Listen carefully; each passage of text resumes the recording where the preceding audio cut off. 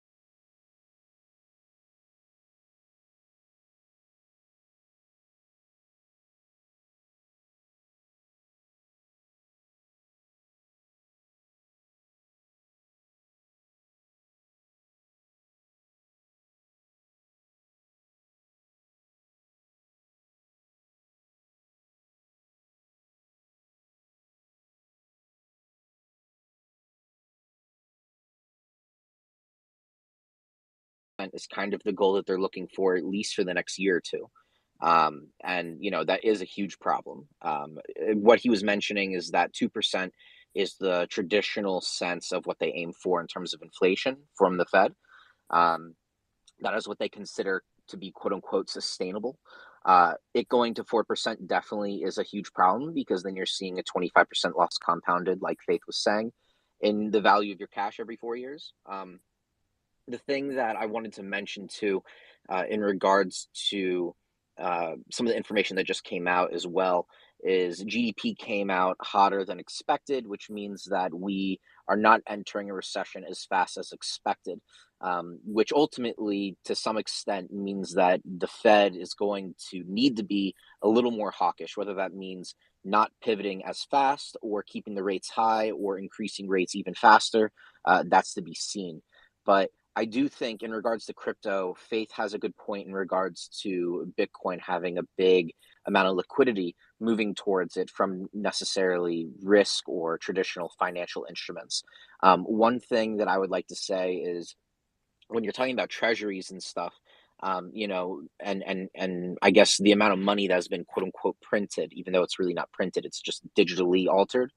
The big issue that's happening right now is really in regards to treasuries. When we're talking about treasuries for very large institutions, for countries and entities, things of that nature, a lot of them who had just had a lot of open cash, they were just buying 10, 20, 30-year treasuries, right? And then they would, either sell those treasuries on the OTC market, which is just over the counter, general market, and then they would get the cash and spend it on whatever they need. So what's going on right now, and it's already begun, is a lot of these organizations and countries, they bought 10 and 20-year treasuries over the past 10 years at, let's say, an average of 1.5%, right? Right now, the 10-year is basically at 4.5%, or it's about to be 4.5% by the end of the year. What that means is that a lot of these companies and organizations and countries, they're going to say, well, we don't want to own these old treasuries that only pay 1.5%. So over 10 years, if there's 10 years left on their treasuries, at non-compounded, that's 15%. When they can go buy new 10-year treasuries at 4.5%, non-compounded, it's 45%. That's a difference of 30%. So what a lot of these companies and organizations are doing is they're starting to sell the old treasuries on the OTC market at a haircut of anywhere from 10 to 30% discount. That means that you're going to have capital destruction of anywhere from 10 to 30% on the debt markets, which ultimately is going to destroy tens of trillions of dollars. That in itself is going to take away a lot of the liquidity and a lot of the capital that is in the markets right now, which ultimately should impact inflation. But it also means it's going to slow things down. It's going to slow things down exponentially because there's going to be that lack of capital. So in regards to crypto and stuff, the other thing I was going to say too is one thing that we've already been seeing is that with the euro and the pound over the past month, there has been a very high amount of influx of people, retail investors, people like normal people, who are buying Bitcoin and Ethereum and other crypto using the euro and the pound, about 1,000% more than they used to about a month or two ago. There was in one single day, there was 890 million pounds worth of Bitcoin and Ethereum purchased, compared to an average of 90 million pounds per day in a single day. So people are already losing faith in their domestic currencies, and they need to find something that is a quote unquote hedge against inflation. So they're starting to buy crypto, not necessarily for a hedge, but also as a way to hold their money because they're not sure where their domestic currency is going to go. And I guess the last thing to mention in regards to crypto is I think, people are starting to see a lot of the risk and reward sentiment change. You have a lot of individuals who have their money in Meta, a lot of individuals who have their money in Netflix and things like that, right? And those stocks went down 80, 90%. So they're going to say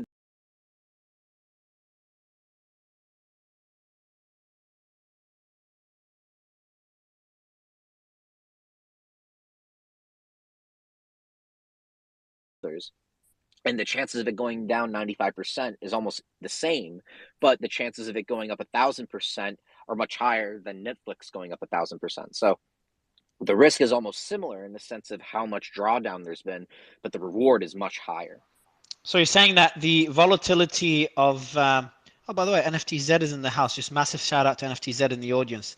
But everyone in the audience, I go through you guys. So just and I recommend you all do the same together. But Cantor, what you're saying is that the volatility of crypto as the space matures is dropped significantly. Like you're not seeing Bitcoin drop by 98%, like multiple, like a decade ago, 8 years ago, whatever.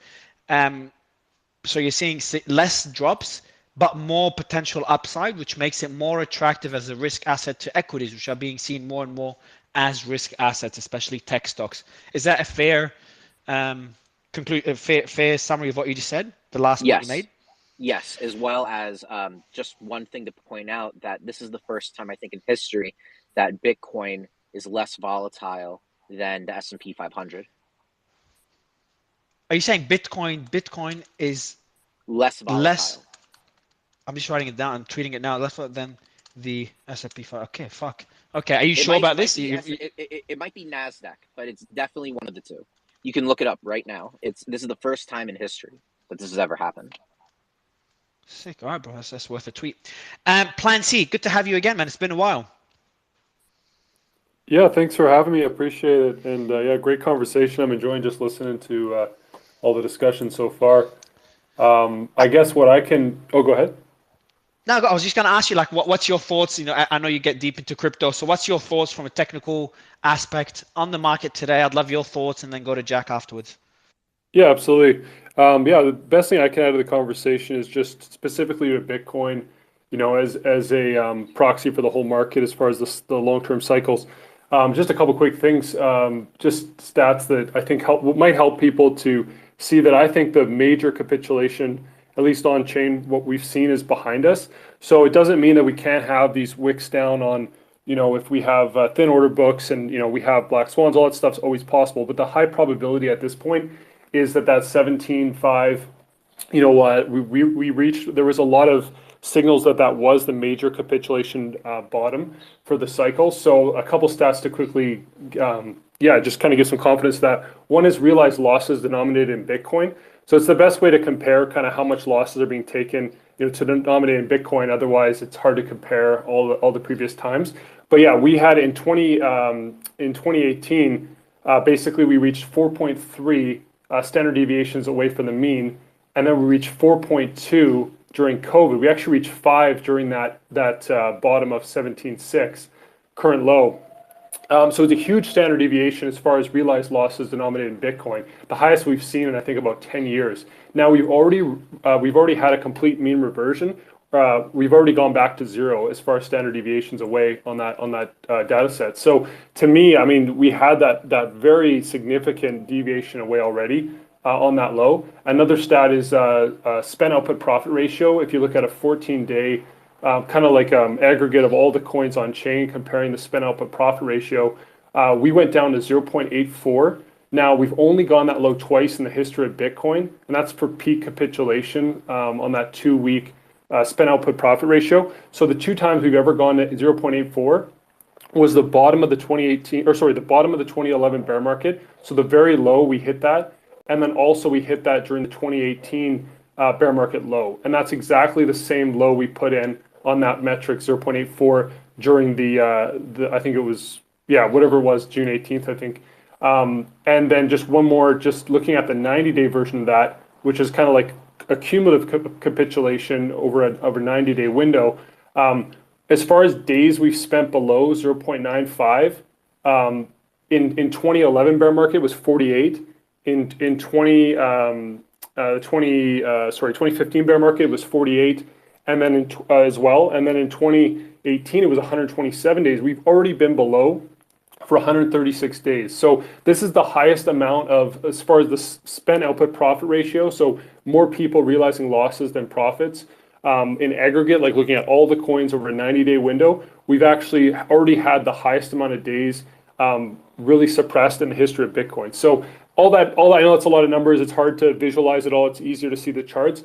But just to summarize it, I mean, from my perspective, we've really already seen that major capitulation. And so to summarize it, I would say this, there's not a lot of activity on chain. There's still not a lot of sign of demand coming in for Bitcoin at this point.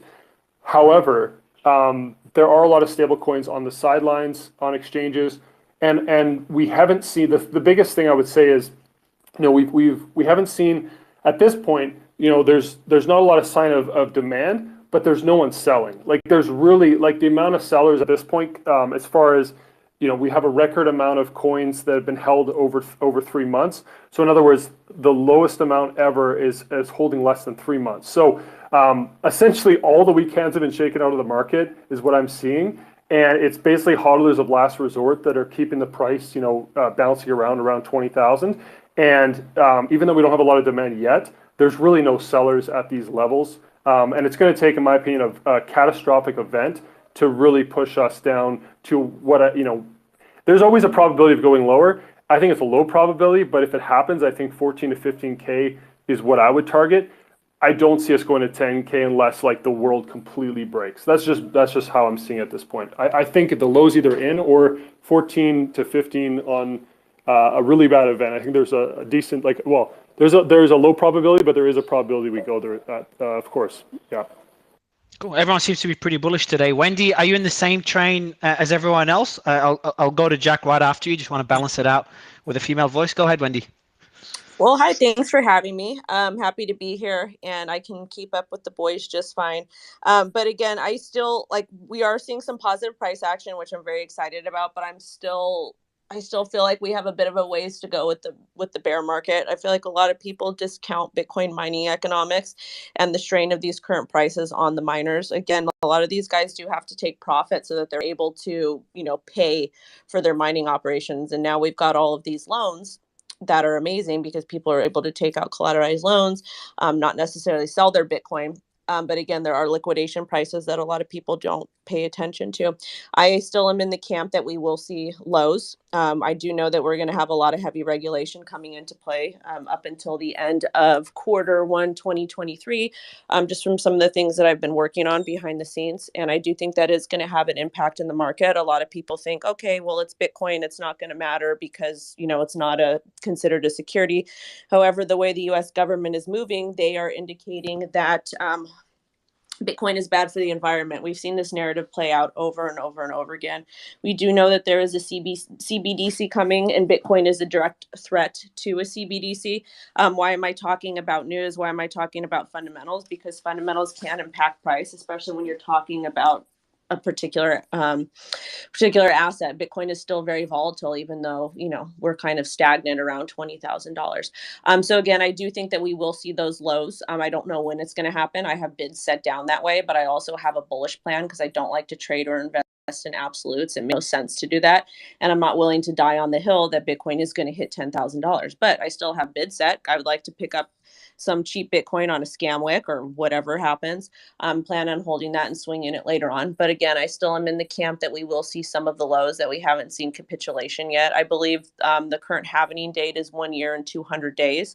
And until we see Bitcoin change and not operate on a 4-year cycle, I'm going to assume that it's going to operate on a 4-year cycle. So hopefully I can pick some Bitcoin up at a lower price. If not, that's fine too. I'm happy to trade if we continue to run upward. And are you seeing like major capitulation to now, you know, looking at something like 10, 12K, or you might see like, you know, lower lows at 14, 15K or probably hitting the same lows as before? That's fine with me. If we get anywhere between 15 and 10K, I'm happy. I would prefer to pick up more Bitcoin at that price. I'm not really big on dollar cost averaging. I understand why people do it. It just doesn't make sense for me since I'm actively paying attention to the markets. But again, I've got bids set down in that area, and I've also got sells set up in very, very higher areas in that, because that's what traders do. Cool. Jack, Wendy, thanks a lot for the overview. I think you balanced it out, having someone a bit more bearish. Jack, are you in Wendy's camp, a bit more bearish, could have lower lows, or, you know, you think the capitulation that we've seen back in Luna days is behind us? Hey guys, good to be here. So I was actually in Wendy's camp just 2 weeks ago, but 2 weeks ago I have flipped to bullish, and I have a very strong sense that the Ethereum likely flip Bitcoin within next year. And I don't know if you guys seen, Ethereum rallied about 20% in the last week, which is a huge move for Ethereum. It definitely broke out of the resistance levels. And I think one of the catalysts is obviously merge. So merge happened, and then nothing really happened price action wise. But ultimately, I think there was a lot of news articles that came out a couple of weeks ago and a week ago. The Ethereum became deflationary for the first time.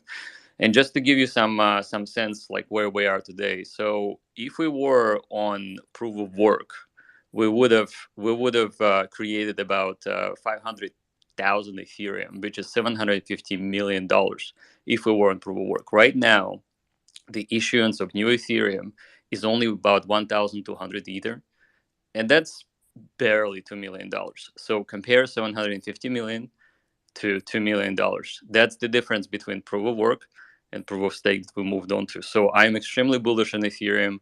I think it will flip Bitcoin within the next 12 months. That's kind of like my prediction. I think a lot of it has to do with burn. So there was a lot of burning happening starting right about the first week of October. You can check out the charts on ultrasound.money website. All right. So what you're saying is that everyone expected, and we kind of discussed this in the ETH 2.0 segment we did a few weeks ago, is that everyone expected Bitcoin to pump right after the merge, but no, that didn't happen. Instead, fundamentally, we're seeing that process slowly happen over the next year or two, and you think that would lead to Ethereum eventually flipping Bitcoin, correct? Yeah. So Ethereum team has definitely scored a big win with indicating that there's so much burn is happening with Ethereum right now because the inflation rate for Ethereum has dropped from about 5% to 0.22. Then it's actually making Ethereum more scarce. So it is quite possible that as we have more activity in the Ethereum network, the Ethereum will be even more deflationary, and it actually reverses the narrative where Ethereum used to be, people would say, hey, it's unlimited issuance, this and that. However, we may see deflation, like literally less Ethereum being made and it's being burned off completely. So we're going negative. Where with Bitcoin, you will always be, stopped at 21 million. So that's very different and extremely bullish for Ethereum compared to last year. Kyle, we're seeing a lot more bullishness in today's show. I know that you were worried last Thursday and you weren't as bullish. Has your perspective changed like Jack's in the last few days? Has any fundamental news or anything changed your perspective? No. I think that for me, I'm definitely taking advantage of all these of any kind of pumps right now. I think to flip bull, it just seems to me it seems illogical to be bullish in times like this when we have a global completely uncertain global market.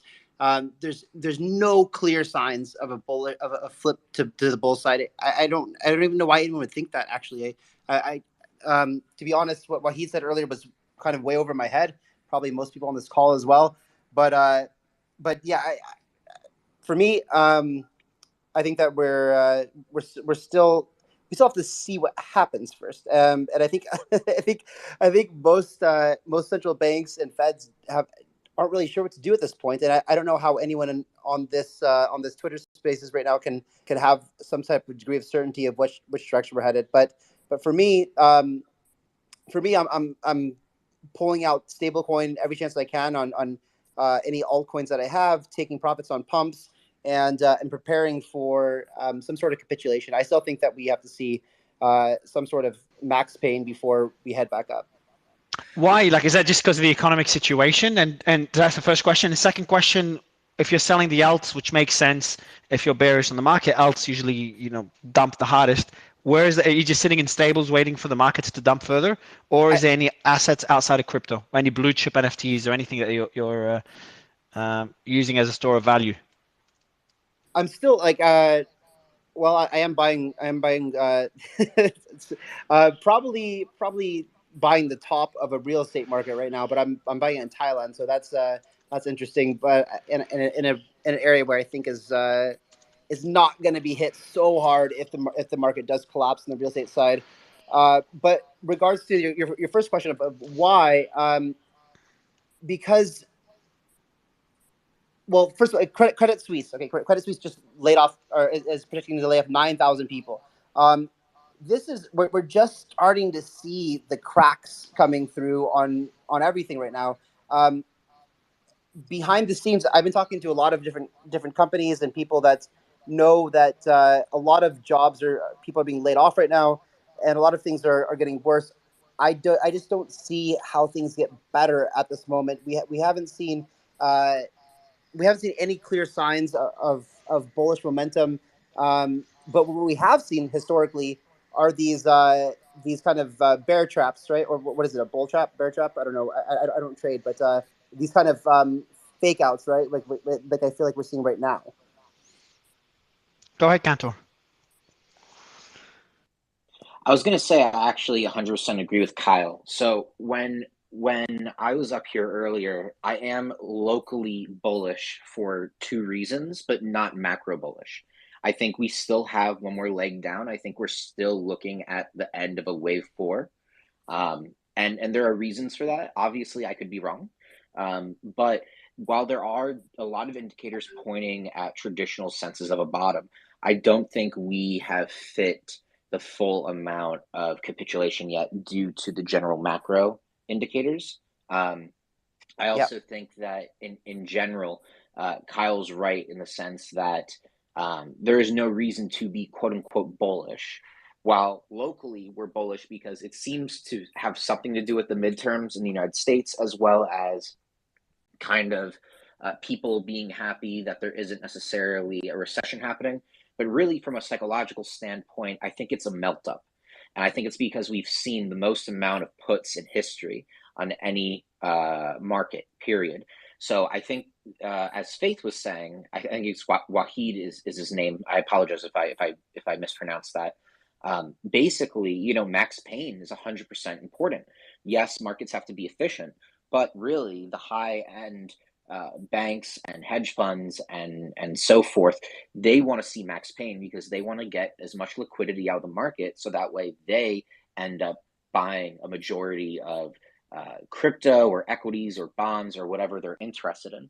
So 100%. ultimately, you know, they want one more leg down, and I think you also have to remember psychologically, crypto Twitter and traders in general, especially retail traders, they become very euphoric or very fearful very easily. You know, we've gone up, what, 15-20% since we touched the 18.3 thousand or whatever it was last week. You know, that's all great and stuff, but at the end of the day, you know, the most I see us going up is maybe to 28,000 to fill a CME gap and then down. And that's just because I think this is a liquidating event to liquidate shorts and puts. Yeah, I completely agree. I think that like from a macro perspective on adoption, things look incredibly bullish. There's even you know, this news report that came out that said, you know, Hong Kong is looking to make retail crypto trading legal, to become a financial hub. This just came out on CoinDesk, and every bank, we know that every bank in the world is setting up for crypto adoption. Like it's so obvious that this whole thing is just a bomb waiting to explode to the upside. But Carl, like my question, but I just want to ask, like you just mentioned something important, as there's just too much good news, yet the price we have now is the same price we had in 2018. I know it was a peak and it was a very short period of time, but it's about the same price. It just doesn't, like, I understand economically we're not in a good position, but it just, crypto seems way too undervalued relative to how much it has advanced over the last 5 years. Yeah, 100%. It is way it is way undervalued. But this is market manipulation at its finest. I mean, you have to think about all the economic powers around the world who have way more money than you and I can ever imagine. And right now, what they're doing is they are taking every bit of Bitcoin and Ethereum from the retail as much as possible, trying to, you know, any type of relief rally that we might be seeing right now is essentially one last hope to annihilate any retail holders' dreams. They're gonna make them think that things are looking great and then just smash them. I think there is literally just one more capitulation point before we head up for massive upside. But you can see it. You can see every institution in the world setting this up. It's very clear to me. But we're not going up yet. There's just no way. Wendy, I'll give you the mic, and I've got a question for you and other panelists, so you can pivot to that question as well as after you make your point. Is there room for traders? Because I know a lot of people in the audience, me and Kyle, are not traders, but is there room for trading the current market conditions? Is there room for trading altcoins or flipping NFTs? Or it's really a bad idea in such bearish markets? Well, first off, the market is very bearish, and it's not. This is the thing. There's a lot of volatility, and a lot of the folks that came over from trading traditional finance, forex, whatever, this is like a trader's dream. So people that are experienced traders, this is a great market for them. People that are not necessarily traders, that's fine. You guys can dollar cost average, or just as long as you have an investing plan. It really kind of depends on what your goals are, what your hopes are for all of this stuff. But again, each individual person is different. Everybody has different amount of capital. They have different plans. They have different ideas of how long they want to hold, when they want to take profit, etc. So it's very important to know whether you're flipping NFTs. Well, NFTs are a completely different market because it's a different strategy behind it. NFTs, in my personal opinion, are it's very hype driven. And the only reason why I feel like Ethereum and Bitcoin and the crypto markets, I mean, they have dumped a lot, they've tanked a lot, but I feel like the only reason why people are still on crypto Twitter is because of NFTs in the spaces. Like it's a completely different ecosystem, and the way you trade NFTs or invest in them is very different than you would altcoins. NFTs are very community related, so a lot of people get shit if they decide to sell, etc. But it's a simple strategy when trading NFTs. You buy a couple, you wait till number goes up if you think that's going to happen, and you sell it.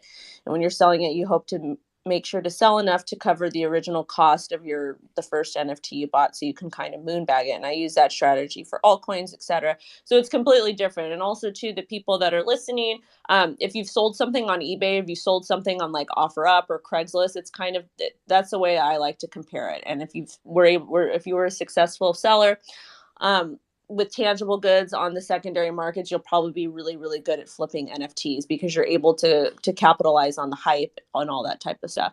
So as far as the current volatility in the market, it's fine for traders. I don't see why people wouldn't want to trade it. If you've got the time to do it and this is how you make your money, that's totally fine. One of the things that I'm seeing though is I'm looking at the daily chart right now. I think we closed like $20,700, and we had the swing wick high to about $21,000, and we're looks like we're retracing a little bit. We did get a breakout of that really long-term downtrend from the peak at like $69,000, but I'm not necessarily sure if it was enough to actually, bring us to like the $30,000 to $50,000 area. And we do see a lot of people on the internet that get super excited anytime we get these, green candles with Bitcoin, and we get these breakouts and et cetera, which is fine. It's euphoria. But at the same time, if you're somebody who's not actively trading these markets, just be a little bit careful. And if you are interested in getting into altcoins, again, be very careful with that. You don't want to be exit liquidity. You don't want to buy something now and expect to hold it for the next 5 years. That number is going to go up substantially, because if in fact we do really get that capitulation to about that $15,000, $10,000 area, altcoins are going to dump another 50 to 80% or whatever it is they're going to do. So just be really, really cautious here, and understand the market doesn't give a shit about you. And just make sure you try to control the market as best as you can with limit orders and using risk management.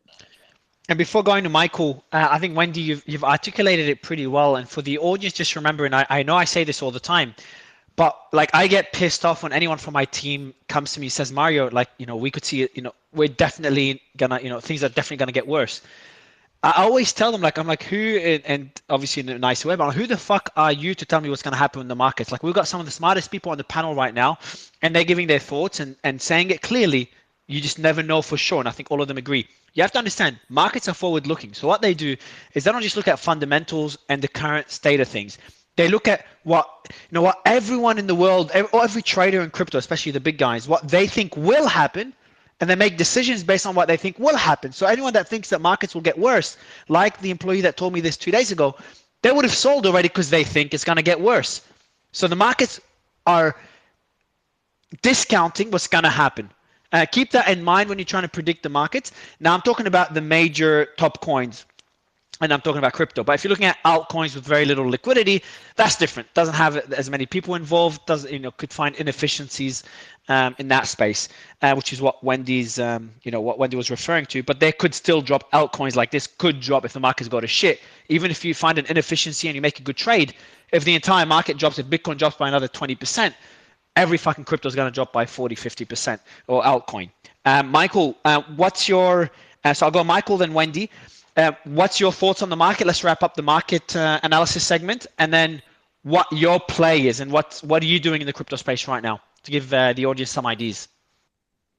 Yeah, thanks for having me, and it's fun to hear everyone's opinions, which is it's like 50-50 between bears and bulls, I guess. So we are somewhat in the territory of the period that we faced in 2018 Q4, I guess, where there's still a bunch of people saying that we should be going lower because it is some sort of bearish statement. Everyone is still bearish on the moment that the markets are turning downwards. So that's also the period where the best financial decisions are made, when you feel the most secure about the actual investment itself. What we see right now and in the past week is that economic data isn't that great. The inflation numbers, and like for today, we've got GDP price index coming in, which dropped from 8.7% in Q2 to 4.1% in Q3. So yields have been dropping down because markets are saying that the Fed will at least be pausing. And in addition to that, we saw the Bank of Canada also reducing the hikes yesterday. So I understand the thesis of people saying, hey, the market should be going down some more and we should see capitulation. But referring to the actual title of this Twitter Spaces, remember that we were at 40K to 45K when Luna crashed. So ultimately, yes, macro has been worse, but we are still trading on a value that is probably the lowest ever because of the crash of Luna, Celsius, and all that stuff that happened after the crash of Luna. So you could question whether the actual pain is on the downside, or you could question that right now everyone is a sheep and saying that the markets have to go down while actually inflation is turning lower, while actually banks are intervening, and probably the Fed will pause their policy, that we actually must go down. So in that way, right now I'm positioning long. The thesis about altcoins being worse is also not that much true. Lately, we have definitely seen that Ether is way stronger than Bitcoin. Binance Coin is stronger than Bitcoin. Bitcoin is just pulling back the entire market at this point because of the correlation with DXY and the yields. But I think that right now, positioning yourself into the markets, into risk-on assets, is at least a short or midterm play for me. And I don't know what's going to happen in 1 to 2 years from now, because everyone sees that the economy is falling apart for sure. And we're just waiting to get those signals. But in the meantime, comparable to the period we had in 2019 with the Libra run, it is very much possible to have that run towards like 40K for Bitcoin, which is right now, to face reality, the most painful one to face for the most of the markets, as everyone is bearish, or most of them are bearish. So pain is on the upside. So I'm positioning long, especially into ETH and Bitcoin and a few others like Chainlink. So that's my play for now. I like one thing you said. By the way, we have Adrian just about to come up, a fan favorite, to give us his thoughts and final thoughts on the market. But I like one thing you said is that when, and it goes back to being forward looking, when everyone is crying like, hey, it's gonna get worse, that means they sold. So for me, I need more people to say it's going to get worse. And whenever we see a pump and people, so when the market pumps like it just did now, and if people get really excited, like, fuck yeah, the bear market is over, we're going to moon, but I'm not talking about just average like traders that don't know much about crypto. I'm talking about influential analysts or large traders or institutions. When they become bullish,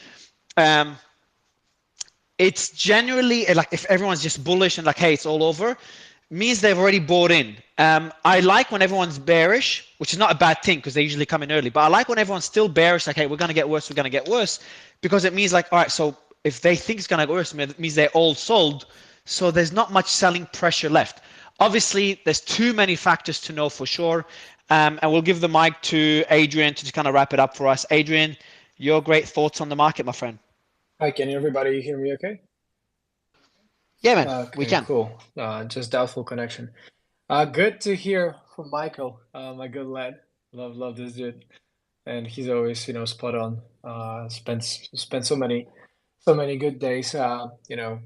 Basically hyper in Dubai last time we met, and same goes to you, Mario. So overall, I'm very happy to be joining on this spaces as well. So hi to everybody. This is that just to say that we've seen pretty cool breakout. And this breakout is across the markets. It's not just not the small one. Okay, it's just not a local one. It's an actual global one, if you will. Right? So it's like I'm just analyzing, the stock market, the Dow Jones Industrial Average, let's say. So there is a very strong push, but this push is actually different than most of the pushes like in the past, months, mainly because there is an actual follow through. And from the technical perspective, this follow through is exactly what lets this larger tail to the market develop. And this is additionally backed by seasonality. So seasonality actually favors pretty nicely the potential bullish unleash, towards the end of the year, which is of course coming off the midterms, which is this year is is a midterm year basically, right? So it's a little bit different. Midterm years overall tend to move sideways or in the bearish themes most of the time. However, we are looking at this potential close of the year coming. I mean, the closer we get to the end of the year, well, the bigger the chances, the greater the chances are that the market is going to be a little bit sustained in the upwards direction. And just looking at 25-year seasonality patterns, of the S&P 500, I'm looking at the average return by month. For November, which is almost after April, the second largest average return basically increase, right? So over the past 25 years, if we are to trust the seasonal average, if you will, the seasonal average returns in around 2% for November and for April. But what matters the most instead of the numbers, because, well, this applies to the seasonal average, this is kind of like, calculated in a specific way. But this tells me that there is strong odds reverting, back from the lows of September. As September tends to be the worst month of the year for stocks, for the large caps, and is at the same time for Bitcoin, which likes to trade a lot like the stocks do these days. So long story short, I'm really looking more positively, towards the end of the year, especially in November, and December should be a little bit of an extension. However, we overall must not forget, and we have to be mindful about the fact that we are under a recessive environment. The stock sector of the energy is basically printing, very, very sharply towards the new highs, towards the new yearly highs. It basically is not necessarily the best environment for the risk on assets, mainly because, I would argue that energy works as a hidden tax a little bit, right? Because it basically drains money out of your pocket, and it leaves less disposable income on your hands to spend on investments and on financial markets. So high expensive energy is not really good. Very high skyrocketing inflation, double digit in many places, is also not good, right? There is, of course, a lot of tapering. There's a lot of balance sheet rundown still continue to be, especially with the FOMC coming up right around the corner. I would argue that this overall bullish tide to the upside may extend into something larger than short term, as in it may actually develop some medium term extension, right? So this is not just this tiny little bounce, but it's potentially, for Bitcoin, what I mean, it may, for instance, just head towards $25,000 as in the range highs of this entire sideways pattern. Right. So I'm not talking about just this tiny little pump, the example of Bitcoin towards like $21,000, but it actually may follow through higher towards like, just add this step in the relevant direction. But this doesn't mean that, this is like, let's snap it and this is the end of the bear market and all the bears are buried, and now it's bull and, nothing else. Yeah, because the reality is that the macroeconomic conditions are not really looking too good, right? So if we take this little bit of a grain of salt, I would argue that we're looking at positive close to the end of the year. However, it still keeps us in this overall bearish macroeconomic theme. The good news is that stock market and like crypto is also kind of like trading a lot of like risk asset, like a risk barometer. So what I mean that stock market is going to move, most likely Bitcoin is going to move as well because they tend to be most recently strongly correlated in a positive direction. And this basically places us within the candidate of a potential bull market reversal, right? This is a candidate with a basically a lot of uncertainty in mind. I'm definitely not making any call. I'm just saying that I do think that from what I'm looking at right now in the charts, this may actually extend into something of medium term nature, which is for this bullish move tide to last for weeks, not for days. But I would not really expect it to just go, like there is no tomorrow and this is like a proper bull market starting. Perhaps it is, but I would definitely not make such a bet. It's not safe. The economy is not safe yet. But like I said, the markets, the risk markets, the stocks like to lead about 6 to 9 months the economy. So we do not really see the economy improve until the stock market improves, right? So stock market Would you? improving sharply and actually following through. And such a follow from the Bitcoin side as a risk barometer would be to follow through over $25,000, over $30,000. This is what I would call a bull market reversal, right? But until that happens, I would be just, enjoying this little bit of a bullish rally, right? I would not get too crazy about that though, right? Unless we really break over this 30K for Bitcoin and the stocks really, go get back above 200-day trends, which is still yet to go. But overall, I'm looking more positively than not towards the end of the year. Yeah, that's it. Yeah, man, I agree. I think it's a really great breakdown. I think a lot of it will depend on whether Wahid's assumption of a pivot happening in the macro economy with Fed being less hawkish, playing a key role in how aggressive this rally could be. Wahid, would that be a fair assumption? Absolutely, and glad I know how to put my hand up. I just figured that out. They taught me. I didn't know how to use that on Spaces. Proud of So you, man. thank you. Proud of you. Exactly, I'm getting better. Look, I wanted to just make one comment, and this is more for you, Kyle. Okay. You're looking for green shoots. He or she who's ever looked for green shoots loses, because let me give some facts. March 9, 2009, the worst day ever. No green shoots. It was a nightmare. Bottom of the market. No signs of positivity. Corona, bottom of the market. Streets empty. No one out there. No one knew if they were going to ever go back to a restaurant. I remember the 2 months into 9/11 were weakish. 9/11 happened. Markets were closed, if you remember, for like a little bit more than a week. Then the next 2 days, right after open, bottom of the market. So the market always exerts the most pain on the most amount of people.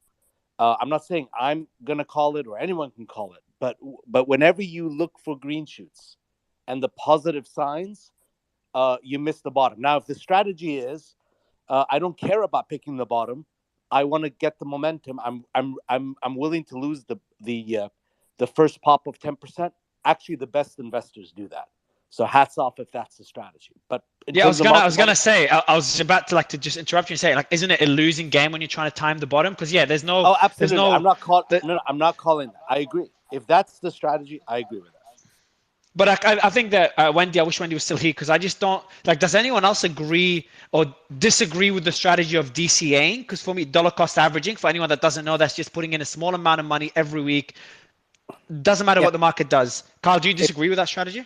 No, I think that's a brilliant strategy. I think if anyone's trying to be a trader, unless you're willing to dedicate literally a full-time job at becoming an expert in it and willing to lose a lot of money learning how to trade, then you should just dollar cost average it. I think that's why Wendy didn't.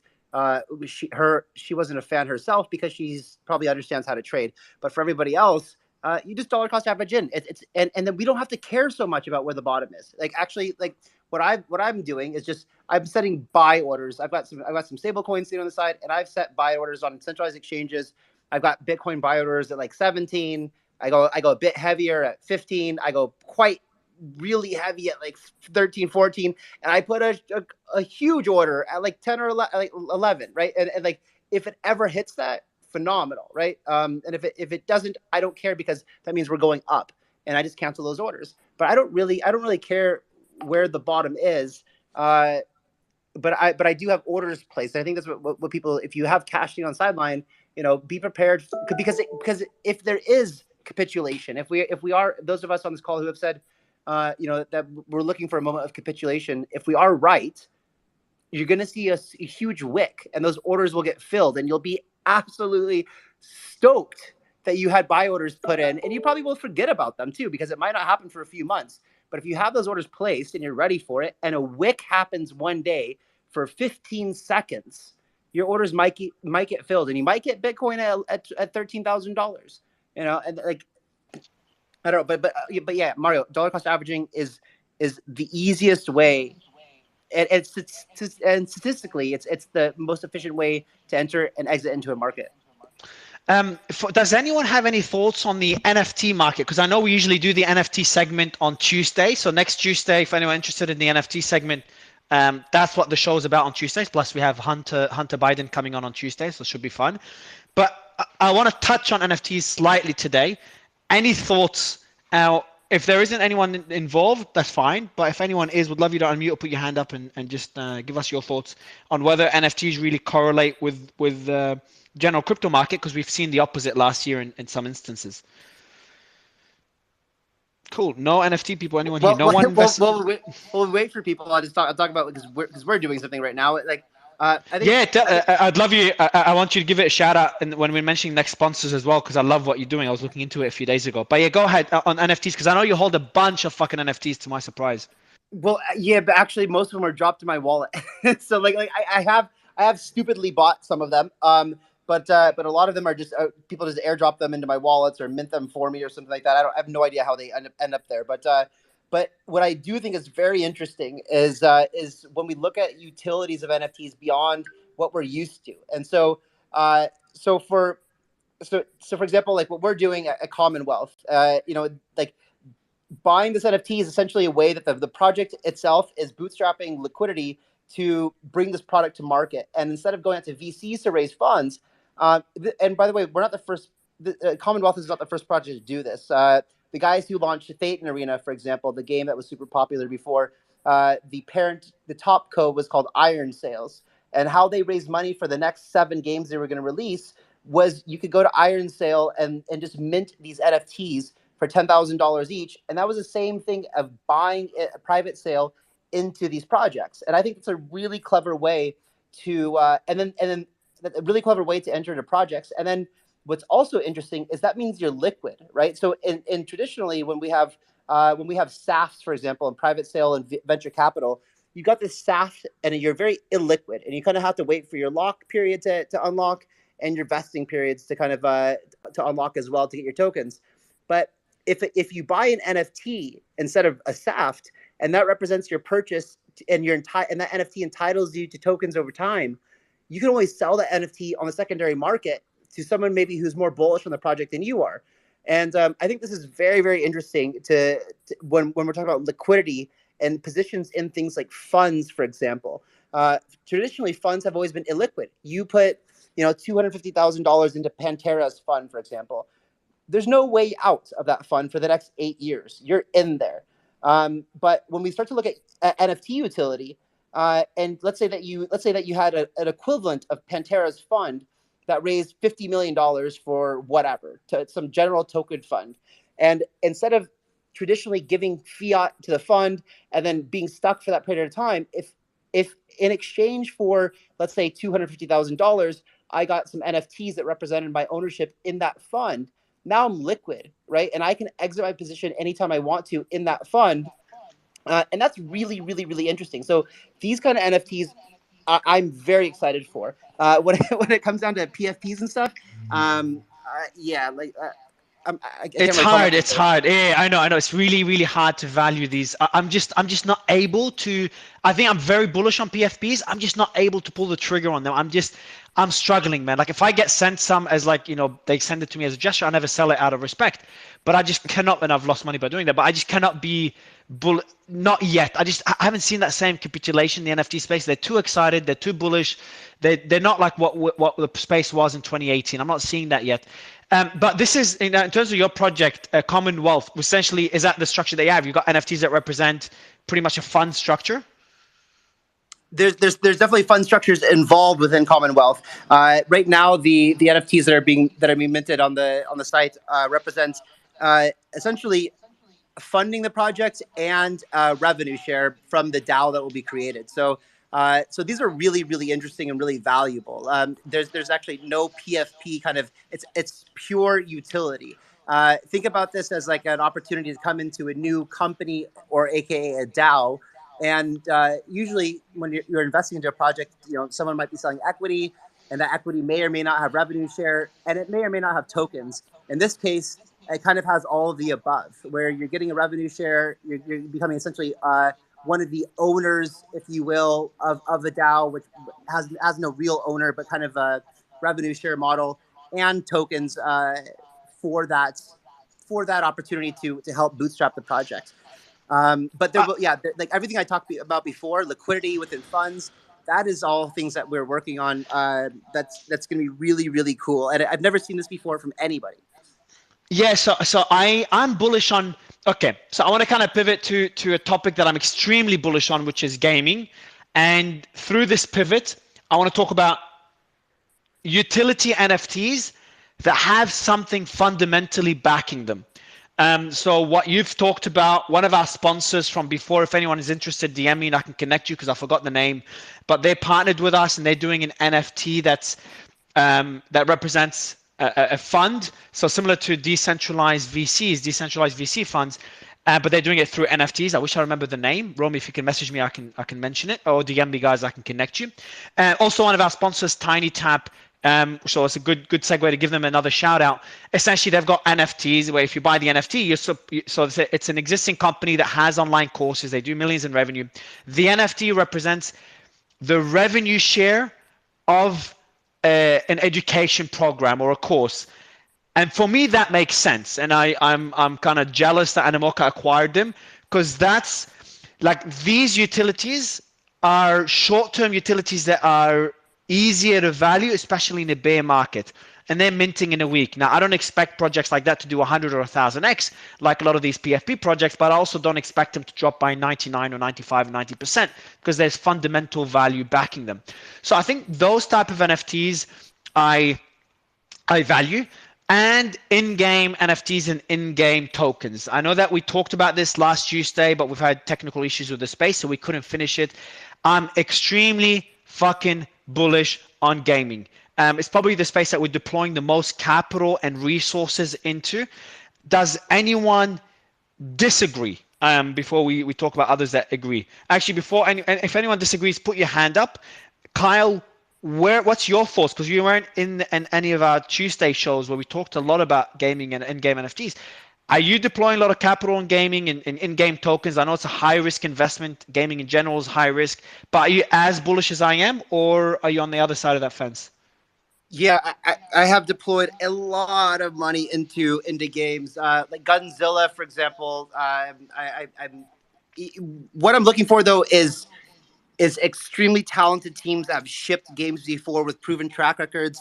Because I think because building a game is incredibly difficult, and I think people don't understand how difficult it is to make a fun game. Now you throw a Web3 component on top of it and try to think about how does an economy fit into that. And most people don't even understand token economies to start with. Like literally most people just don't understand token economics. Like that if anyone's, for people listening to this call, if you don't truly understand token economics, Mario, I don't know where to put some links to some resources, but there's a I will send some to you. Send them to Romy, or send them in the group with Romy. She'll pin them above. Because I think, and we've got Anthony here who's got a game as well, so we'll get his thoughts right after Cantor. But in-game economies, extremely complex, but asymmetric returns, because you're essentially building an economy, building an ecosystem. Like you look at fucking countries. How much are countries like Western Europe, US, Canada, etc., Australia worth? You can build similar ecosystem. Gaming is just the first step in that direction. Do you agree, Kyle? Yeah, well, that's what you just said is true for token economics in general, right? So whenever you're assessing the potential value of a token, you have to think of anyone who's minting a token should think of this as a nation. And there should be things like governance, taxation, reward mechanisms, things like inflation or deflation. So really, you have to understand the entire economic. Literally, this should be monetary and fiscal policy. The same way that the whole first part of this talk about what the Fed was doing, and this is all monetary and fiscal policy, right? And every single token economy needs to have the same kind of things built in. And if you're doing due diligence on a project and they don't understand what their fiscal or monetary policies are, then you have to really reconsider an investment, because you could have a game that you're really bullish on because it's really freaking fun. But if they don't understand how the token will accrue value over time and how it's sustainable, then you've got a really big problem. You can have a very awesome game, amazing graphics, very fun, and that game might do all right. But if they're allowing you to pay for things in fiat, for example, and there's a profit-generating revenue model in there for equity holders, and the token kind of, because the game developers don't understand token economics, well, if you're investing in a token, you're going to get screwed. And this is something that people often, I mean, all too often, a lot of times do not understand. When I've got these calls with games all the time, I question them. I said, what are you doing with your token? And they just don't know. And yeah, it's crazy actually. Do you remember that pitch we had last week? I really liked it. And they're a game, and I like the way they did it. They're a game that raised money. I forget names. They raised ARTIE, ARTIE. Yep. They're extremely well backed, but very high valuation. They raised $40 million, so I can't even imagine the valuation. But extremely well backed, very solid team. They're building appless games, which I love. I love anything that doesn't have high barriers to entry. And they're not doing tokens, because that's how complex it is. They're like, hey, we're not going to do a token now. We're going to raise money based on equity.